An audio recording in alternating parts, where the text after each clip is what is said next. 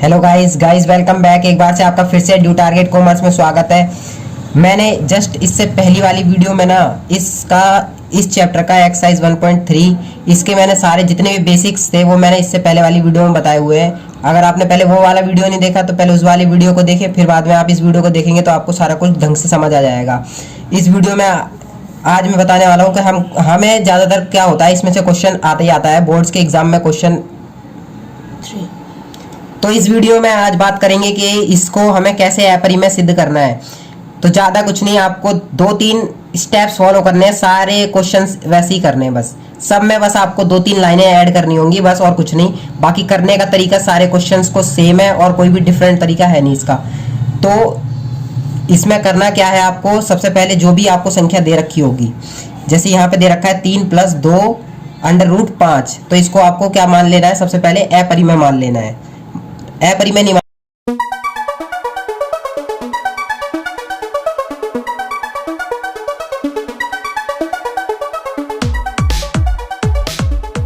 लगा, इसको आपको अपोजिट मानना है, यानी कि अपरिमेय सिद्ध करना है तो आपको मानना है इसे परिमेय है। तो क्या करेंगे, सॉल्यूशन देखिए। सॉल्यूशन में आपको क्या करना है, माना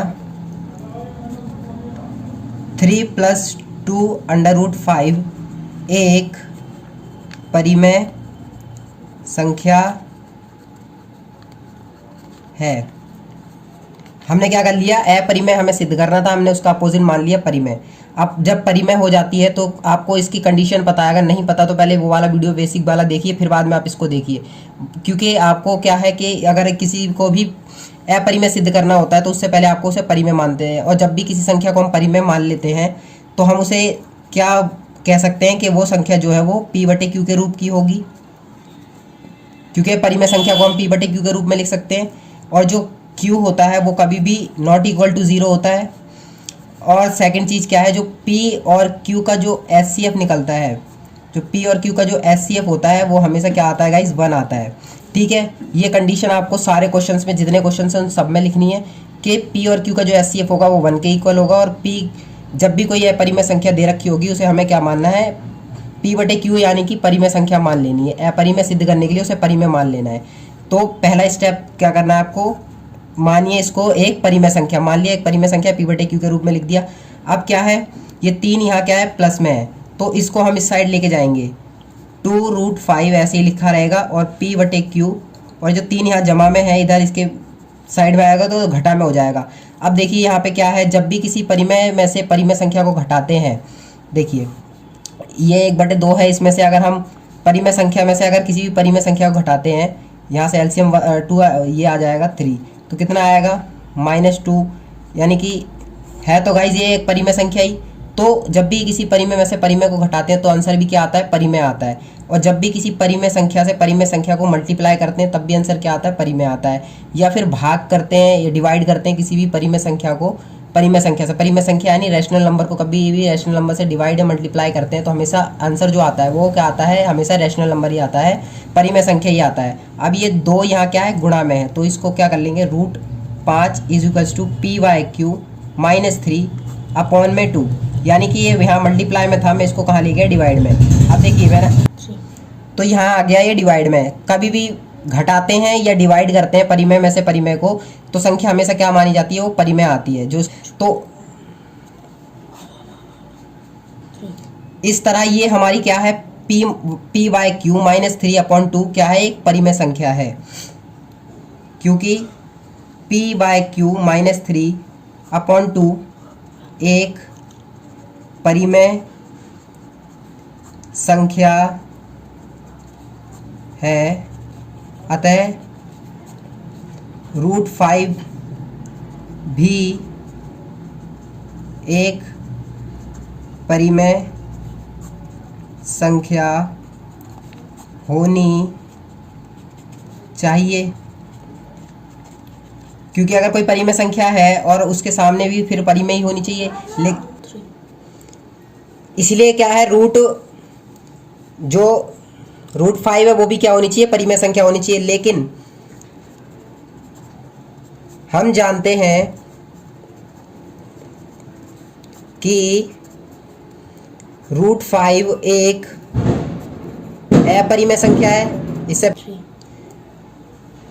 इसीलिए आपको क्या लिखना है, अतः ये इस बात का विरोधाभास है कि ये संख्या एक परिमेय संख्या है। इसीलिए आपको बस एक लाइन और लिख देनी है कि 3+2√5 भी क्या होगी, एक अपरिमेय संख्या, क्योंकि हम जानते हैं कि √5 एक अपरिमेय संख्या है, हमने पहली वीडियो में सिद्ध किया है इसे, और इसीलिए ये वाली संख्या भी क्या हो जाएगी, एक अपरिमेय संख्या होगी। ये क्वेश्चन यहाँ पे हो जाता है फिनिश। अब नेक्स्ट क्वेश्चन नंबर 3, इसके सारे पार्ट्स भी सेम रहेंगे। ये क्वेश्चन नंबर 3 और ये उसके पार्ट्स हैं 1, 2 और 3। इनका सॉल्यूशन,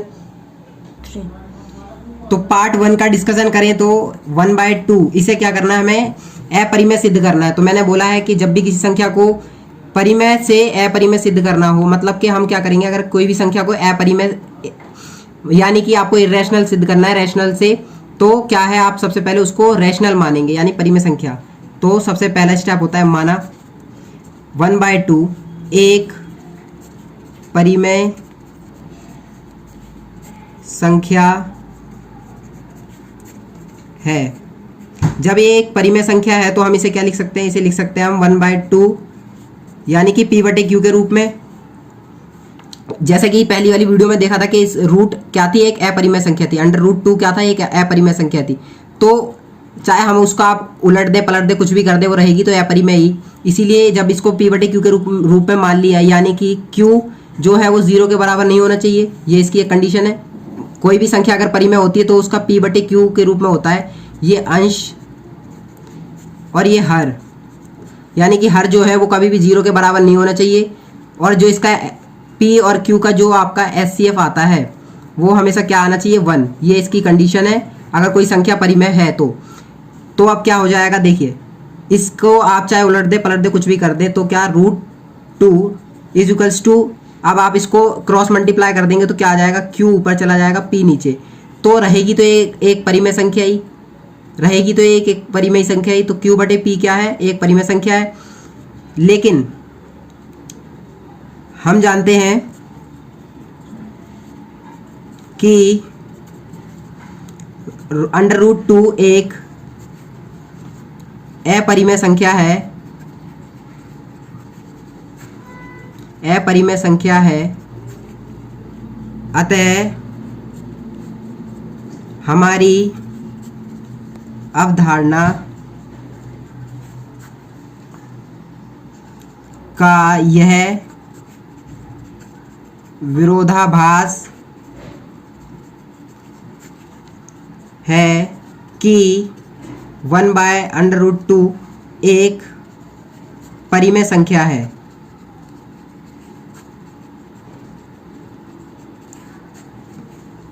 इसीलिए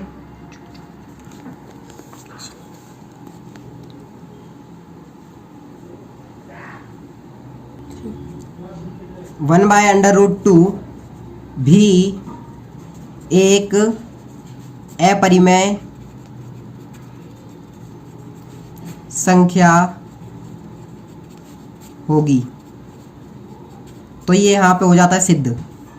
नेक्स्ट पार्ट देखें अगर इसका, तो क्या है, नेक्स्ट पार्ट भी सेम है। 7/5 इसको क्या मान लेंगे, हम मान लेंगे परिमेय संख्या यानी कि p/q के रूप में। और जब इसे p/q के रूप में माना है तो q जो होगा वो 0 के बराबर नहीं होना चाहिए, और जो p और q का जो HCF निकलेगा वो किसके इक्वल निकलेगा, 1 के इक्वल। ये कंडीशन तो सारे क्वेश्चंस में ही लिखनी है।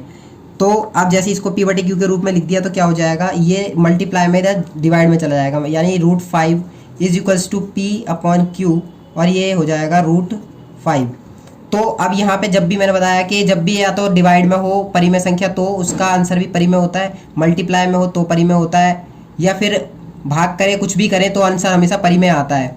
इसीलिए √5 भी एक परिमेय संख्या ही होनी चाहिए, लेकिन कभी भी ये अपरिमेय संख्या परिमेय के इक्वल कभी नहीं हो सकती। इसलिए यह इस बात का विरोधाभास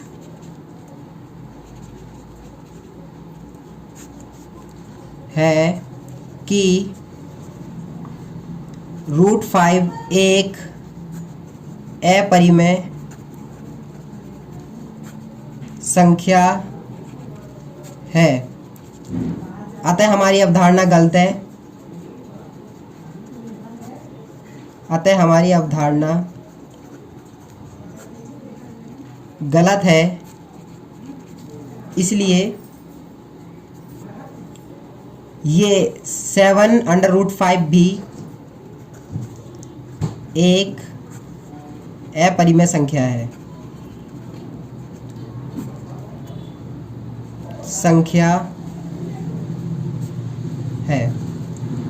that's it for today's guys. ये थी आज की वीडियो और इसमें जितने भी क्वेश्चंस थे वो मैंने सारे करवा दिए हैं। अगर आपको वीडियो पसंद आई है और समझ में आई है तो वीडियो को लाइक जरूर करें और अपने फ्रेंड के साथ भी शेयर करें, और इस तरह की वीडियोस के लिए ड्यू टारगेट कॉमर्स को सब्सक्राइब करें।